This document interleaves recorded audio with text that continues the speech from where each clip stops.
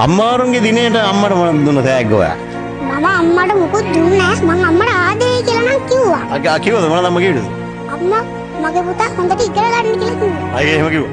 දැන් අම්මාවරුන්ගේ දවසේ දැක්කද ටීවී එකේ ගොඩක් දේවල් කියා මොනවද දැක්කේ? ඔව් සර් අර මේ ඇක්සිඩන්ට් එකක් වුණේ. මේ කතරගම බස්සේ. ඔව් මේ බස් එකට යට වෙලා අම්මා කෙනෙක් දරුවෙක් මේ දරුවව අතාරින්න නැතුව බස් එකෙන් අල්ලන් ඉන්නවා. මේ දරුවව අතින් අල්ලන් ඉන්න බස් එකට යට වෙලා ඒ කියන්නේ සර් අර බස් එකට යට වෙලා අපි දෙයක් අතාරිනවනේ බස් දෙයකට යට වුණා. අපේ අතේ තියෙන සියල්ලම ඒ වගේ අම්මා දරුවව අතාරින්න නැතුව බස් එකට යට වෙලා අල්ලන් හිටියනේ. මගේ දැක්කනේ. ඔව් සර්.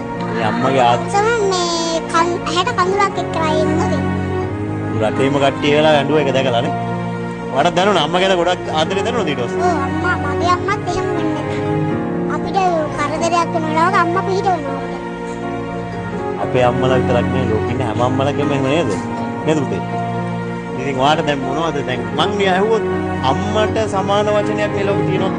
අම්මම තමයි අම්මට සමාන කරන්න කවුරුත් නැහැ මේ ලෝකේ. උණුහුම මටම දිදී ඒ හිතලේ නිදී නෑ තව දුක් කන්ද නිම්මා තුන් ලෝකයම රැකී ඈ මහ පිරිත වෙනි සසර